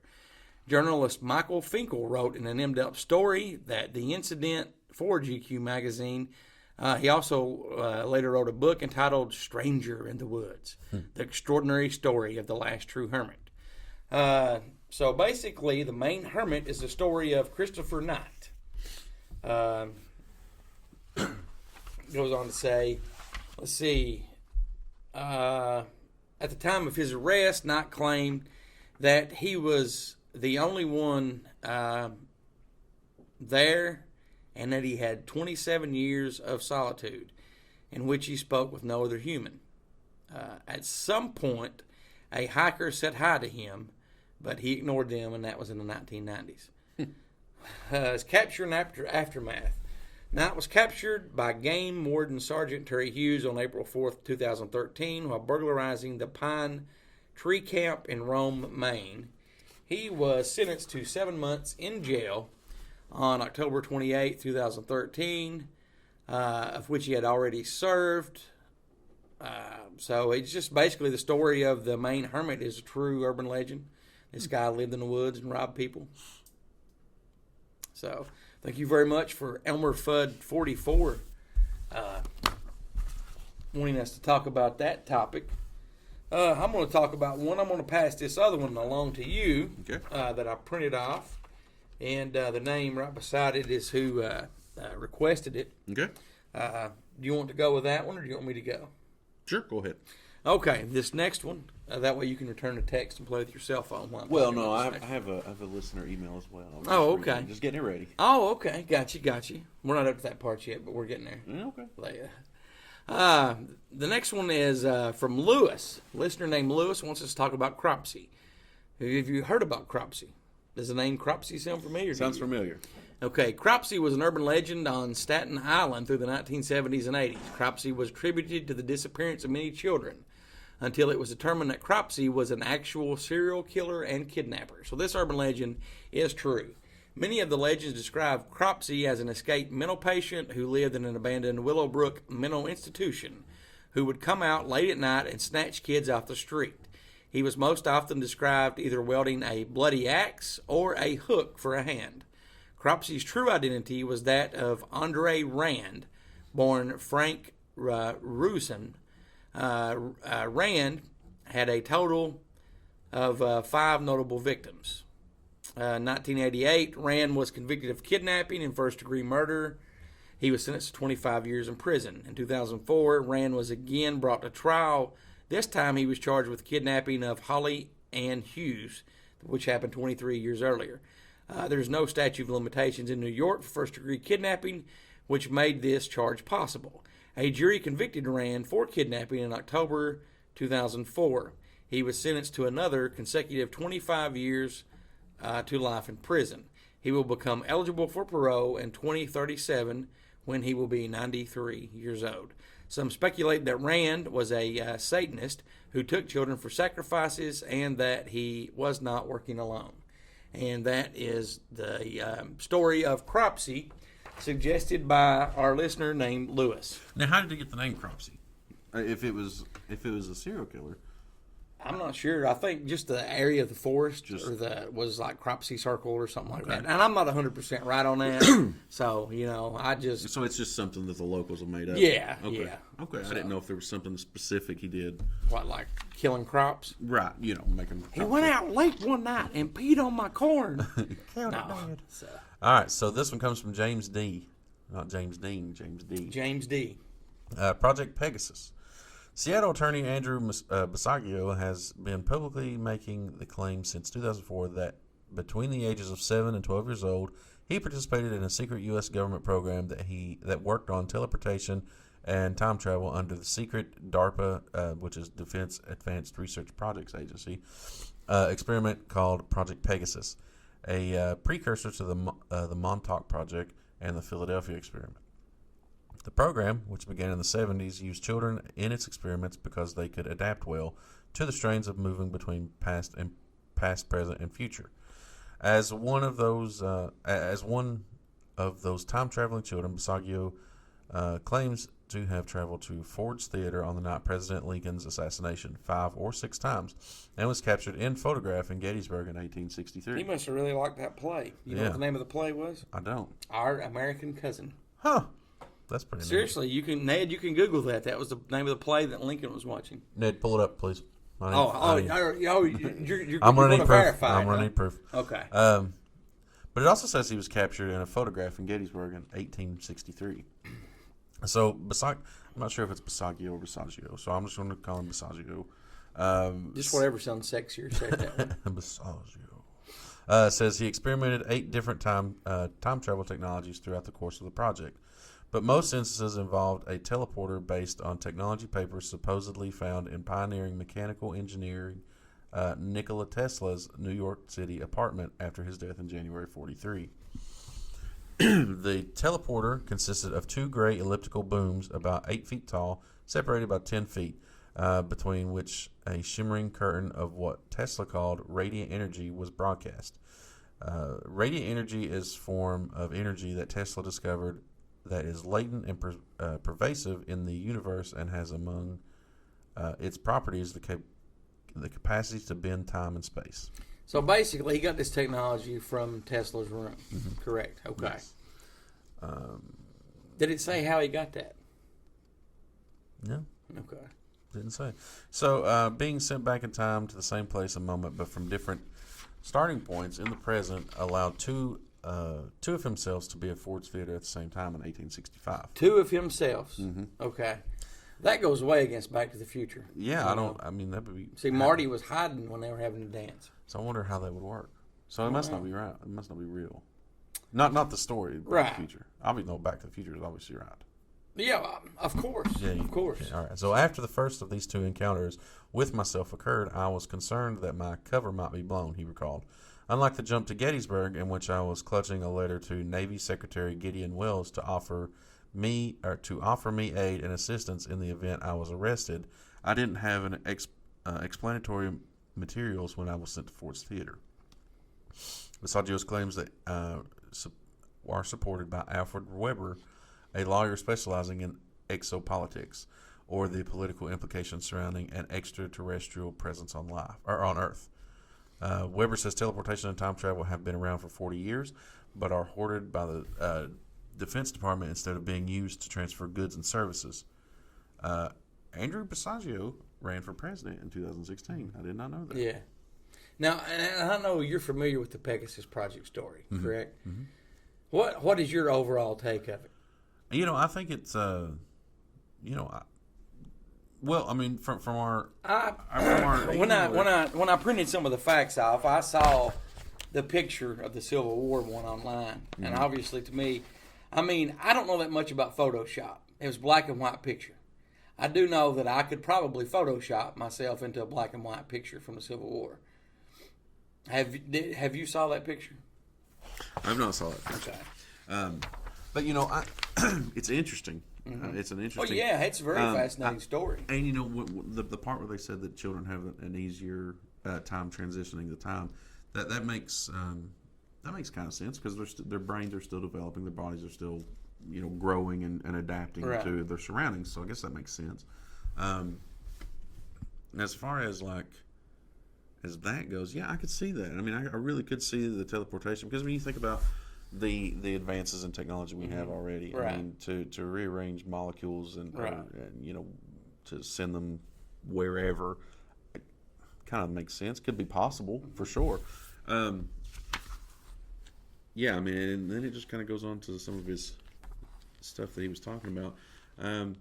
Visaggio did not become president, but his work as a child during Project Pegasus gave him some interesting insight into the election, since the CIA used the technology to find a brief future president. As for Hillary Clinton, I have no idea, Visaggio said in 16.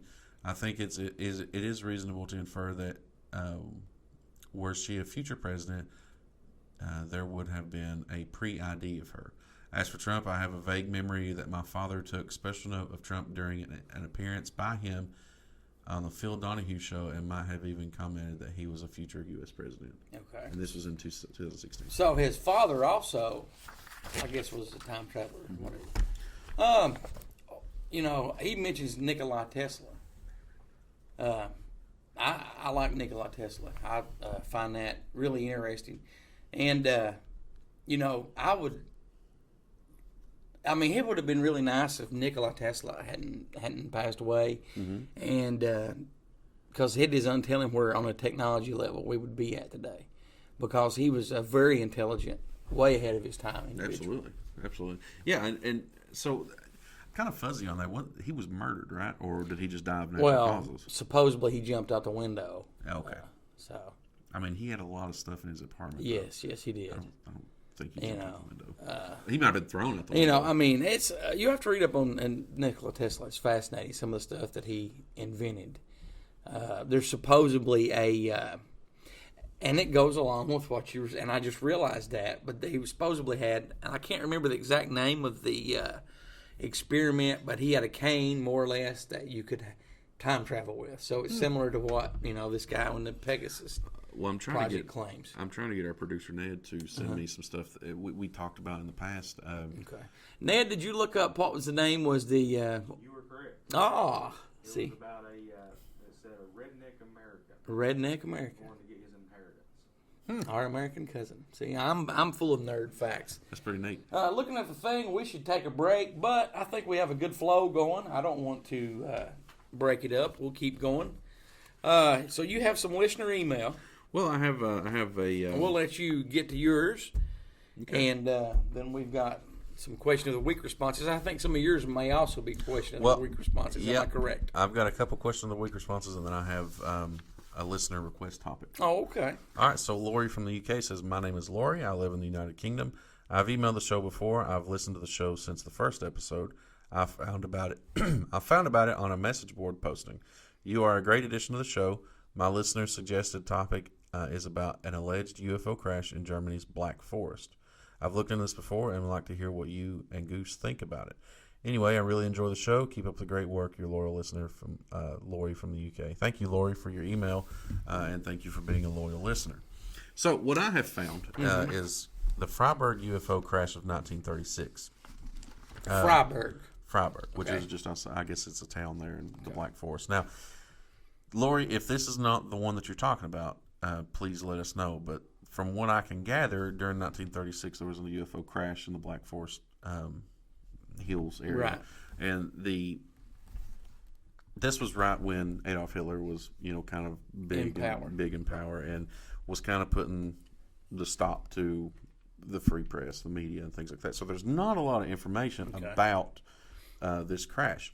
Now, what there is a lot of information about is basically the Nazi conspiracy, and it is that the UFO crash of 36, with technical assistance of the SS technical branch, were possibly the first groups in history to attempt to reverse engineer a non-terrestrial spacecraft based upon persistent reports of a crashed disk discovered in the Schwarzwald Black Forest near Freiburg in 1936. German writer John von Helsing described the discovery of a crashed disc-shaped object and claims that his revolutionary technology was taken and combined with information the real... no, I can't read German. It's a Gesellschaft. right? Had received through psychic channeling. Was incorporated into a joint project called the H. Gerot, or Hanabu, disk machine, which was initiated in the previous year. Thule financed the effort, Vril guided the direction of development, and the SS technical branch built the machine somewhere in northwest Germany under the highest security. Now, we do know that the Nazis were big into the occult and psychic channeling and things like that. So they actually talk about that kind of stuff, and then they talk about I found the other news story I was trying to report on that I lost. Now, if if this in fact did happen, this would explain what we've mentioned before on the show about the Nazis' advanced technology during World War II. Yeah, absolutely. And so the Hanabu 1 flight disc had an experimental beam weapon mounted on it. Now, the pictures that I found of it kind of look like the Nazi Bell. Right. And so it kind of makes sense. And it goes on to talk about that this is where they got the anti-gravity technology and stuff like that. Now, again, what's the common denominator here we have? The Nazis. The Nazis. And Hitler blacked out. So that's why there's not much information. Exactly. Now, Lori, I hope this is the correct one you're talking about. If it's not, please email me back so I can readdress it for you. But this goes right along with what we've been talking about pretty much the whole time, that the Nazis reverse engineered, a crashed aircraft, a spacecraft, and took that technology basically to Antarctica and started rebuilding everything. And then the Space Force that we have today is from them, directly from them. So you think that our Space Force from today is directly affiliated with the Nazi base at Antarctica? I do. Okay. Well, no, I think our secret Space Force that you talked about is directly affiliated. Now, with that being said, it's no secret that after World War II, the Nazi scientists came here, and that affected if it wasn't for them, we wouldn't have been able to go to the moon. Exactly. So. We wouldn't have stuff in orbit. This is Werner von Braun. Werner von Braun, yes, sir. So that's Now we have talked about the sacred space. I'm gonna have to send you that YouTube video I sent because it my mind is running crazy right now because there's so much stuff that I haven't told you about, but you need to know. Okay. So well, I'll definitely, send you that definitely send me that. Do you have another email that you want to read? Well, this is just the questions of the week. Okay. But I did find a news article. I was going to ask you about that because I thought in the midweek moment when you were doing it, I thought that you mentioned in the midweek moment the Heaven's Gate cult. Yeah. And I was going to ask you about that earlier because when you mentioned that in the midweek moment, guess who watched the entire series on HBO Max? You did. This guy. Have you got a chance to watch it yet? No. Go ahead and talk about that a little bit. I've always found that interesting. So T and Doe and Doe and T. Yeah, so UFOs, cults, and the largest mass suicide event on American soil, all coverage in Heaven's Gate. The Cult of Cults, a new docuseries set to debut on HBO Max. But you've already seen it. Yeah, so it's already out. It's only like maybe 4 episodes. Yeah, so in a new clip from the series, which EW is exclusively debuting above, a man can be heard calling in a group suicide as grainy footage of the Heaven's Gate cult's mansion plays in the background. A clip from the press conference explains that the deceased may or may not have been influenced, but we'll never know that. Meanwhile, Your thought? I think they were influenced by the leader. I do too, absolutely. And you have to watch that. Have you saw it yet? I've not seen it. Just the research I've seen on it. So meanwhile, an unnamed man encounters. These people spent 22 years preparing for what they did, and I wish people would examine that 22-year period instead of just examining their method of leaving. The Heaven's Gate cult, the Cult of Cults, is slated to do exactly that. The series is being described as a thorough examination of the infamous UFO cult through the eyes of its former members and loved ones. What started in 1975 as the disappearance of 20 people from a small town in Oregon ended in 1997 with the largest suicide on U.S. soil and changed the face of modern New Age religion forever. Utilizing never-before-seen footage and the first-person accounts, the 4-part docuseries explores the infamous UFO cult that shocked the nation with its out-of-this-world beliefs. It is an HBO Max original produced by CNN and Campfire, directed and executive produced by Clay Twill. The docuseries is also executive produced by Campfire CEO Ross Dinnerstein. No, this was actually, if you're into documentaries, which I am, this was actually a really good one because I never knew about the Oregon stuff that happened in the 70s, and I never knew about that. I never knew how I think Marshall Applewhite, that might not be his last name. Now, if you don't care, look up leader of the Heaven's Gate cult. Yep. I think it's Marshall Applewhite. But I never knew that, I thought he was the only one. I never knew about the female Doe. Yeah, I thought there was only one. Yeah, no, you had T and Doe. He was Doe, and she was T. Do and Doe, T. They just changed all their names. Basically, after she passed away, he took over. He had no idea what to do, how to be a leader. He kind of got a big ego with all these people following him and stuff. Right. I thought that, from the news reports that they were all castrated. Apparently just some of them were castrated.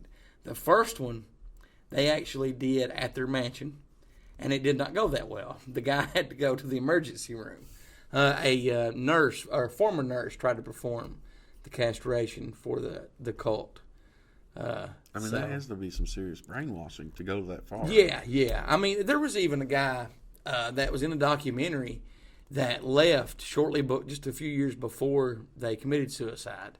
And he still seemed, when he was talking about it, he still seemed really emotional. Like he actually still believed a whole lot of what they had said. Wow. So, was it Marshall Applewhite? Never mind, Ned. Go back to cleaning the floor. Well, he was working on something for me. Okay.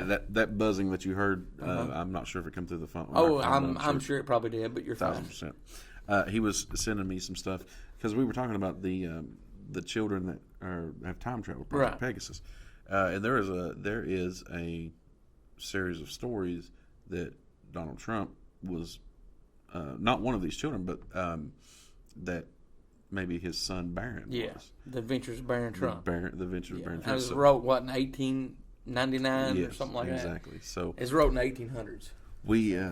He has sent me a few links, and I'm going to research that, and maybe we'll talk about that later. I'll be fascinated talking about that. But yeah, I apologize for the buzzing. I left my phone on the table. Oh, that is no problem, brother. That is no problem. I am just jacking this show up this week. You're going to have that on this Big Jobs. Moving right along to some question of the week responses. Let's see. Our question of the week: what is your favorite UFO or alien-themed movie or TV series? Angie from West Virginia said Lost in Space, the classic TV show and remake. And do you have some there? I do. So this one comes from actually from my dad. Okay. We'll call him Old Man Cronkite. Old Man Cronkite. That's a good name.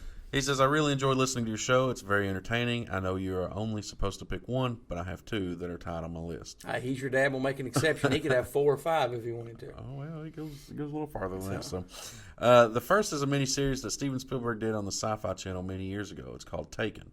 It follows the lives of a couple families in World War II to the present. It's a great alien abduction and alien agenda story. The second is They Live. Oh, yeah. Yeah. It's a good story about aliens among us, and it has one of the best fight scenes ever filmed. Yes, it does. He says, okay, I lie about 2 shows. There's actually a third. It's called The Invaders. It's a TV series from the late 60s to early 70s. It's an alien invitation story with a lot of guest stars that were popular at that point in time.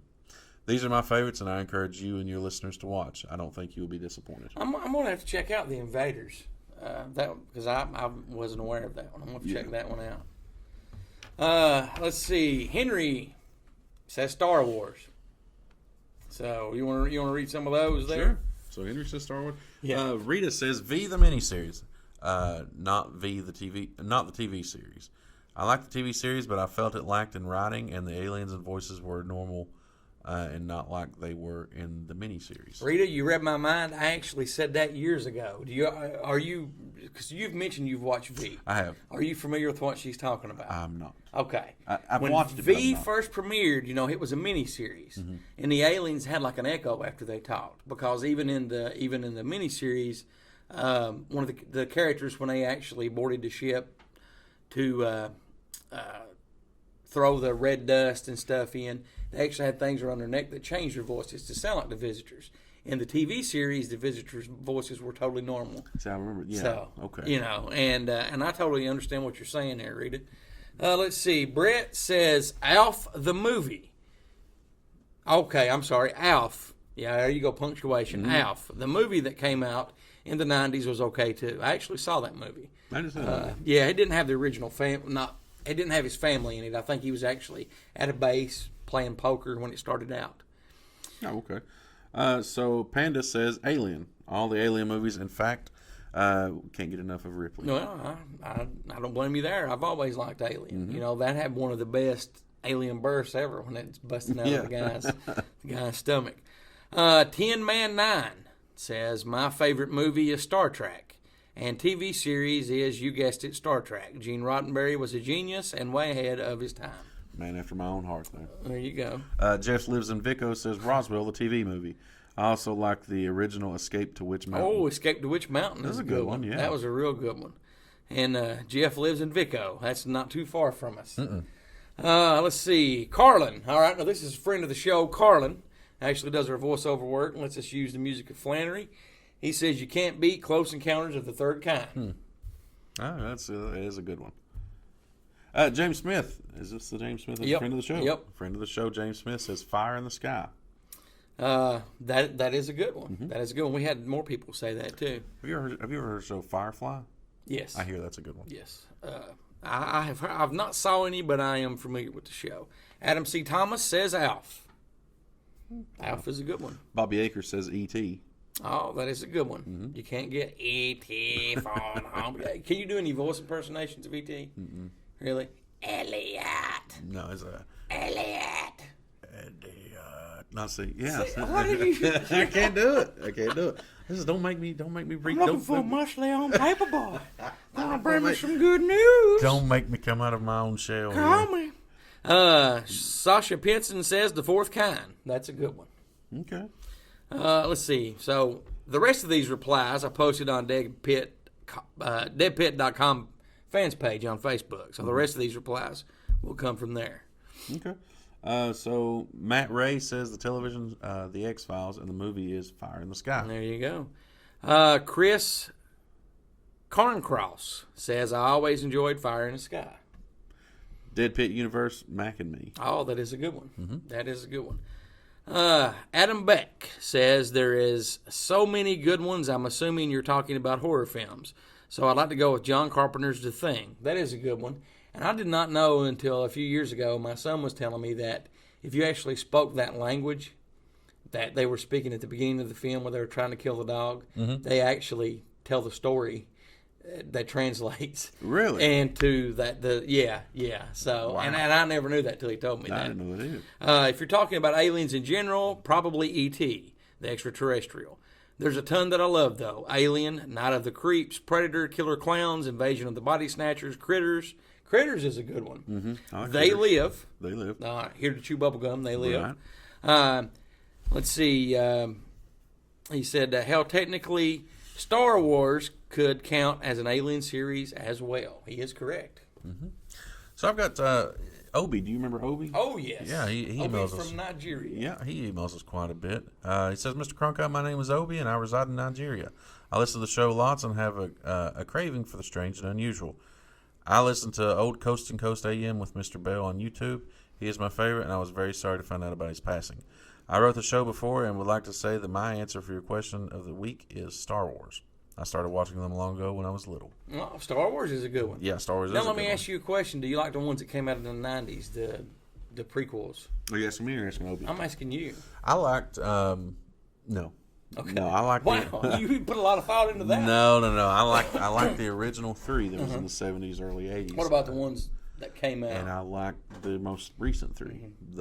That middle three there was goofy and What about the last one in the prequel where you actually had Darth Vader? You know, actually had Anakin become Darth Vader. let me go back and revisit this. Okay. The storyline of those three was excellent. Right.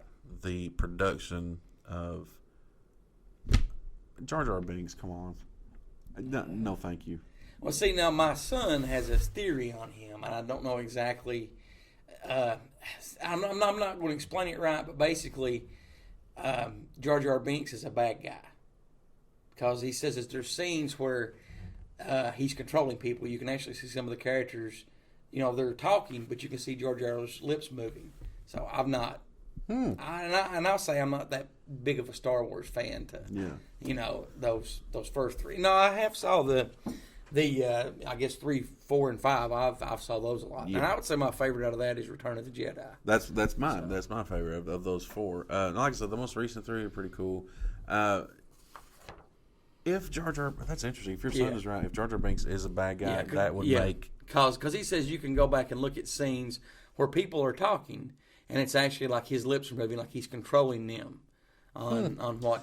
Well, that would make those three movies. And I will have to get him to explain it to me again. Yeah, for just sure. so I won't tell you wrong. Yeah, for sure. So, well, man, I have had a blast this week. Yeah, me too. Thank you for being here. Thank you for being here. Thank you for being here, Ned. Thank you for being here. Thanks for having me. Do you have anything to say about your promotion? Thank you. You're very welcome. You got an extra zero added to the paycheck. Awesome. Who can we expect as a guest in the future? That'll be a surprise. Oh, okay. Good answer. Translation, I have no idea right now. But thank you very much for joining us. Our new question of the week for this week: do you like the new midweek moment YouTube video format of the show? I like it. I think it's cool. You know, we've had a lot of positive feedback so far. Yeah, I think it's If cool. we get any negative feedback, that's because you're in it. Well, if we get any negative feedback, don't tell me because Okay. my fragile ego can't handle it. Okay, got you. But our question of the week: do you like the new midweek moment YouTube video format of the show? You can email us your response. You can email me, Goose, at heretochewbubblegum.com. Or you can email me, Cronkite, at heretochewbubblegum.com. You can always call, text, or leave a voicemail. 606-373-3396. Good job. And thank you very much for listening. Don't forget to look for us Wednesday for our new midweek moment video on YouTube. I want to say special thanks to Carlin for all the voiceover work, Musical Flannery, and for also answering our question of the week. The Creepy Kentucky and Uncle Bill and ST3B over at deadpit.com. James, Stacy, Greg, and the rest of the crew over at The Edge Studios. That's The Edge, TH, #3 is how that's spelled. Also, thank you very much to the listeners. Cronkite, thank you again. Have a Merry Christmas. Next week's show, I'll just go ahead and give this out before we do the midweek show later on in the week. We may do one segment where we have a year-end review of the events that's happened this year. No, that'd be good. So, well, Goose, Merry Christmas. We'll be back before New Year's. Oh, yeah. Okay. Yeah. All right. Well, Merry Christmas, and Merry Christmas to all of our listeners, and we'll see you guys Wednesday and Sunday. Yep. We will see you guys later.